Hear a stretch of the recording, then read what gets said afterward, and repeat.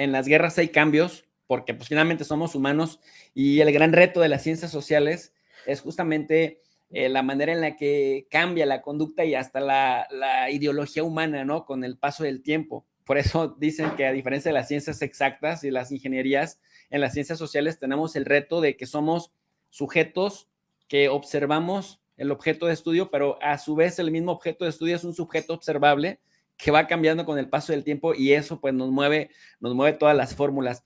Y lo que dices, Alejandro, también sí estoy completamente de acuerdo en que el cambiar de estrategia no significa que vayas perdiendo o que vayas fracasando, simplemente estás cambiando la guerra porque o quieres defenderlo ya ganado o quieres dar un salto ofensivo más importante. Yo la verdad creo que los rusos han sabido administrarse, porque mira, mucha gente decía, y te digo porque yo no, tengo abierto mi Twitter, abierto mi Facebook, abierto YouTube, he dado mi correo generalmente para que la gente me escriba y se comunique directamente conmigo, y me han escrito muchas personas, miles de personas, a veces ni tengo tiempo para leer tantos, pero me decían, profesor, ¿tú por qué crees que Rusia desde un principio no les cortó el gas a los europeos? Si los europeos abiertamente, con bastante dolo, y cuando digo europeos no me refiero a la gente, mis respetos para la gente, me refiero a los gobiernos. Eso le he comentado mucho siempre a la gente. Por ejemplo, Ursula von der Leyen, Joseph Borrell, Olaf Scholz, Emmanuel Macron, salen abiertamente a decir, queremos joder para siempre la economía rusa, queremos tirarnos la economía rusa, queremos atrasar por lo menos 15 años el desarrollo tecnológico de Rusia. O sea, ya no lo dicen acá bajita de la mano, ni en acuerdos en un cuarto separado, en el cuarto de guerra. No, lo dicen abiertamente, lo dejan en evidencia en sus redes sociales, en expresiones frente a cámara. Queremos afectar estructuralmente la economía de Rusia, ¿no? Queremos tirarlos, arrodillarlos. Y entonces me dicen, profesor, ¿por qué si los europeos, los gobiernos europeos son tan abiertamente hostiles, pero le siguen comprando gas, le tienen 11,000 sanciones, pero le seguían comprando petróleo? ¿Por qué los rusos simple y sencillamente no los dejan pues sin gas? Entre las respuestas que yo les daba, que Rusia si hay un maratonista en las guerras, es decir, un jugador en esta ecuación con experiencia de guerras de larga duración, es Rusia, que luego tiene victorias pírricas. Las victorias pírricas son aquellas en donde ganas a un alto costo, también es cierto. Es decir, históricamente documentamos cómo Rusia, participando en las guerras, generalmente ha ganado casi todas, algunas ha tenido derrotas estrepitosas, pero en la mayoría tiende a ser un jugador que tiene muchos daños, muchas pérdidas, pero al final termina con la mano alzada. Entonces, me parecía que el tema de que no cortaras el gas a tiempo, bueno, primero no tenías el invierno de tu lado, no tenías el clima de tu lado, pero lo fue cortando poco a poco, paulatinamente, y o sea, no se cortó el flujo del dinero, ¿no? Siguió ganando dinero, y era muy interesante ver a los gobiernos europeos diciendo por aquí y por allá que iban a ir quebrando militarmente a Rusia y que le iban a ir quebrando económicamente, cuando no dejaban de fluir raudales de dinero, aun cuando Rusia los obligó a que le pagaran en rublos, no dejaban de fluir grandes fortunas que hicieron que Rusia ganara hasta 2.6 en el primer semestre, 2.6 veces más vía la entrada de dinero por hidrocarburos de lo que había ganado el año anterior, el primer semestre del 2021. Entonces, ¿de qué les sirve a Europa estar poniéndole sanciones económicas y comerciales al Kremlin, al de la Duma, al del Senado, al vocero, a la vocera, etcétera, etcétera? Si en donde realmente importa es en donde están mandándole flujos de dinero increíble. Bueno, ahora que ya se animaron al tema de ponerle un tope al precio del crudo, al precio del gas, bueno, ahora que ya se quedaron sin gas y que me parece, salvo tu mejor opinión, que Estados Unidos hizo alguna travesura en el Nord Stream 1 y 2, o alguien aliado a Estados Unidos, puso a Alemania en un verdadero entredicho, porque en la medida que se aproxima el invierno y que Rusia se estuvo administrando para no perder ese flujo de dinero, pero ahora sí para tener, digamos, este contragolpe, no solamente contra Ucrania, que Ucrania lo están utilizando de pretexto, pero Alemania principalmente, me parece que ahora sí, entre que le pegas a la infraestructura de Kiev, de algunas otras ciudades importantes de Ucrania, central eléctrica, puentes, etcétera, etcétera. Es decir, das un manotazo sobre la mesa y entonces ahora sí obligas a los adversarios a replantearse la estrategia, pero con la diferencia que hay una variable interviniente, que es la variable clima, que nos mueve todo, Alejandro, porque entonces vienen las marchas, las protestas sociales, la petición de renuncias. A la par ya llegamos con la renuncia de varios gobiernos europeos, Bulgaria, Reino Unido, Italia. Pronto parece que se va a mover también el gobierno en Dinamarca, cayó también en Suecia. Pueden que, sobre todo Dinamarca y Suecia, puede que no se explique directamente con el tema de Rusia, pero hace parte de la variable de que están llegando los ultranacionalistas. Bueno, en ese sentido, mi hipótesis es que se administraron y que acercándose al gobierno viene otra jugada. ¿Qué piensas al respecto, Alex?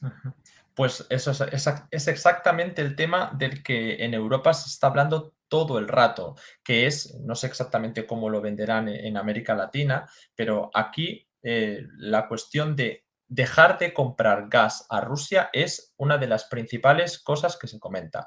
Y es realmente contrario a los intereses de Europa. Es algo que beneficia a Estados Unidos. Y sin embargo, los países europeos están apostando ciegamente, como has dicho, ¿no? Ursula von der Leyen, Josep Borrell, están apostando ciegamente por cortar los flujos energéticos con Rusia. En Alemania, que están muy expuestos, hay una crisis muy grande. La burguesía, las grandes empresas, los cuadros de la CDU, del SPD, de Alternativa por Alemania, incluso la izquierda, Die Linke, todos estos partidos están teniendo un debate muy fuerte porque la política del gobierno, en general la política europea, es cortar los flujos de comercio energético con Rusia. Y encima la excusa que se está dando a la ciudadanía es que hay que hacerlo por un bien mayor. Y ese bien mayor es perjudicar a Rusia. Y por perjudicar la economía de Rusia, pues hay que asumir sacrificios personales. De modo que aquí entran las cosas que comentabas. ¿Por qué Rusia no ha cortado el gas? ¿No? Rusia ha reducido los flujos de gas en algunos de los gasoductos, pero a Rusia no le conviene que salte por los aires el Nord Stream. Rusia tenía ahí una posibilidad de apretar a Europa, de restaurar sus lazos en el caso de que hubiera un acuerdo de alto el fuego, de paz. A ellos lo que le conviene es vender gas a Europa, igual que a Europa le convenía comprarlo a Rusia.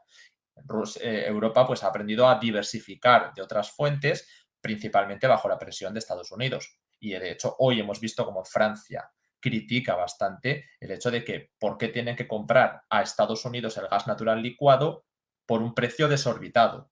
Y Alemania también quejándose de que sus socios no le dan la energía tan barata como si se la daba Rusia. Bueno, pues aquí vemos como si Rusia ha tenido que cambiar la estrategia militar, yo no digo que sea peor ni a mejor, simplemente la ha cambiado, a nivel económico ha conseguido salvar completamente esa crisis.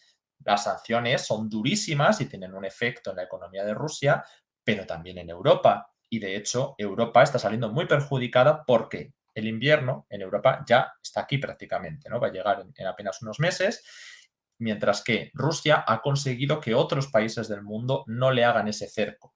Y es bastante llamativo cómo los líderes europeos están gritando prácticamente porque el resto del planeta no se alinea con sus posturas, que en este caso responden a Estados Unidos y a la OTAN, que son los que salen principalmente beneficiados, es decir, Estados Unidos y los países de Europa del Este, Reino Unido, bueno, Polonia, los países bálticos, son países que sí que ven con buenos ojos una confrontación con Rusia.